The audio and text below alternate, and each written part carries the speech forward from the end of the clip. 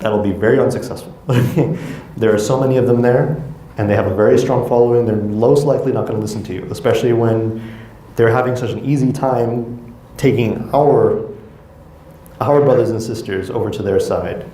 So we need to focus on our own community first.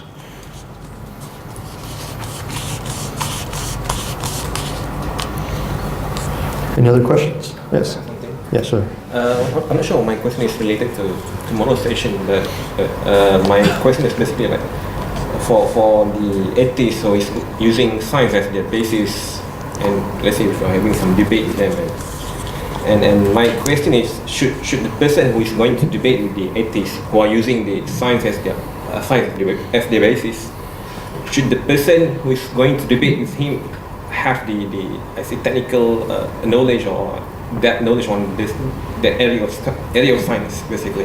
The area of science. The only time that science comes into the discussion is when either an atheist wants to prove something against what he perceives as a scientific error on your part, or when they want to say that science is sufficient for me, I don't need to believe in God. So for instance, they might bring up evolution or something like this. However, you don't necessarily need to, I wouldn't say that you need to know all the technical information of certain scientific phenomenon and theories in order to debate with an atheist. Because most of the time that atheists debate, even though they use science as their foundation, they don't use, it rarely actually comes up as a argument against you. They will say that they need scientific evidence. So as long as you understand that concept, what constitutes the scientific evidence, what constitutes the science in general, you should be able to debate sufficiently with an atheist. Because I will tell you this, there are many atheists who are very good at science, but there are also majority of them who are very bad, who don't even understand science either. They just cling on to it because it's another way, in a way it's sort of like another religion. It's easier for them to have some sort of certainty in. Okay, so they cling on to an ideology of science, scientism. They don't, even if they don't understand the most basic concepts in evolution or the most basic concepts of the Big Bang, etc., they will cling to it because it has proven results, and that it shows itself as being in opposition to religion. So, and I'll get into that also regarding atheist psychology tomorrow. So,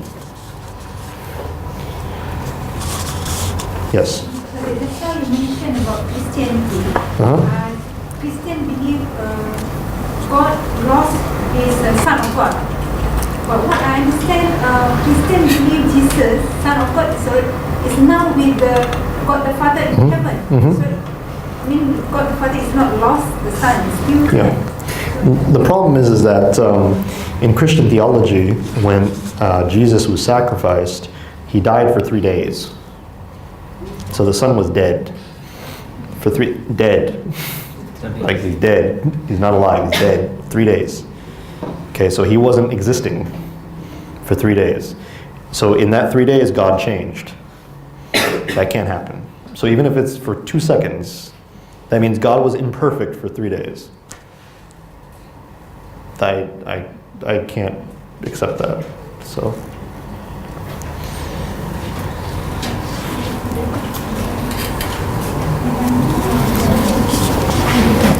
Any more questions? We still have a little bit of time left, so feel free to throw anything at me.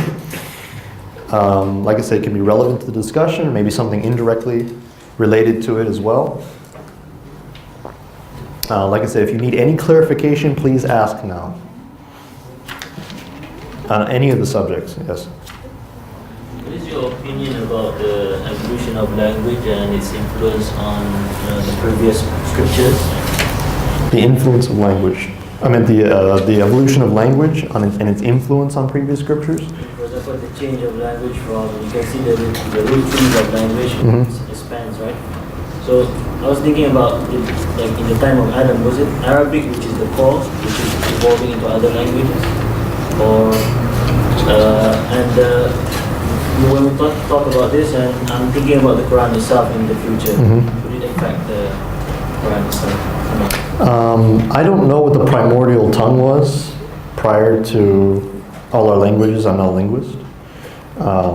However, I would say that it will not affect the Quran in any sense, because the Quran is preserved in the form of Arabic. That is, even though we have all these dialects of Arabic, Arabs still know the difference between their dialect and Hausa, right?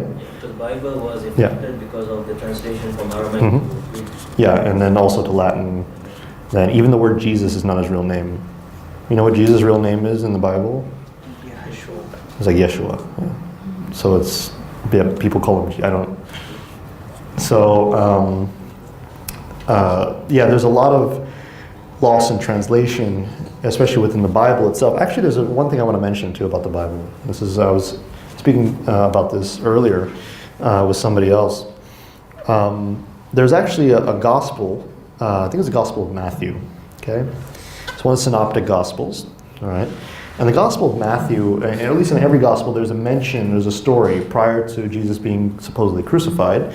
There's a story where they go to Pontius Pilate, right? The Jewish rabbis, they bring Jesus to him and they say, we want him to be executed. So Pontius Pilate, who was the governor of the Jewish settlement at the time, he didn't want there to be a revolt. So he said, okay, let me let them choose and say, I want to calm them down. So he said, okay, I will give to you 2 men. You choose which one you want to be crucified or which one you want to be set free. All right. Now, interesting. If you read any Bible translation, you'll see this. He says, first, there's this man, Jesus, who is called the Christ. And then he points to another man. He says, and this man named Barabbas. Barabbas. Interesting, right? Now, what was Barabbas' first name? Barabbas' first name was also Jesus. Uh-oh. What does Barabbas mean in Hebrew or Aramaic? Sons of consolation. Bar is Ibn. Abbas is father. Okay?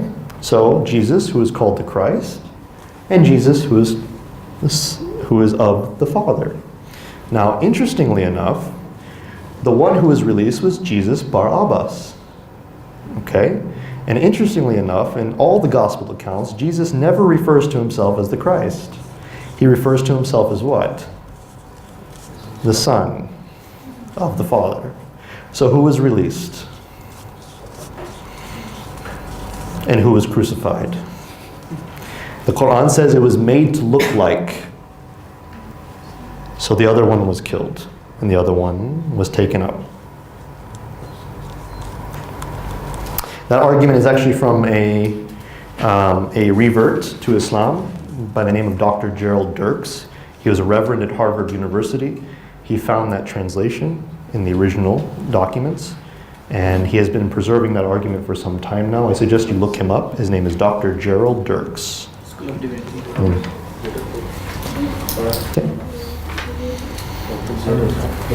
How's the spelling, brother?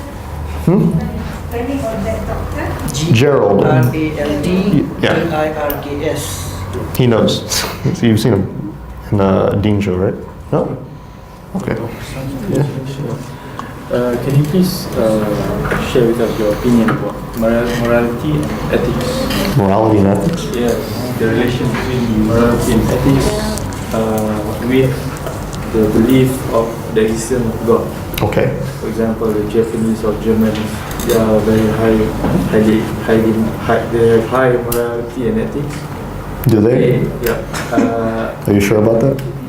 I'm not sure, but in general, yeah. So what's your comment? I would say that the Germans and the Japanese are very disciplined. They're very loyal to their culture.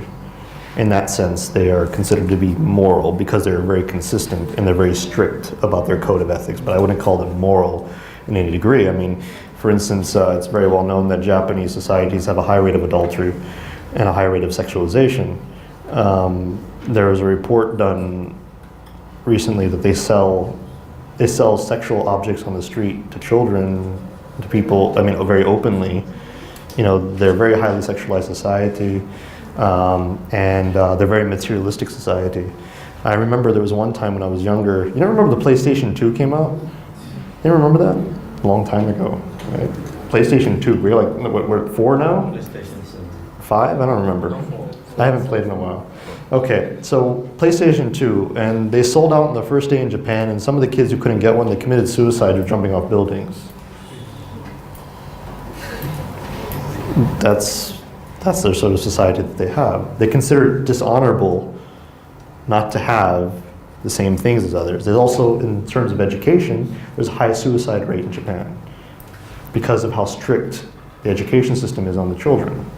A lot of kids kill themselves because they can't stand the pressure. And if they get anything lower than an A, they don't compete, then they consider to be disowned or dishonored by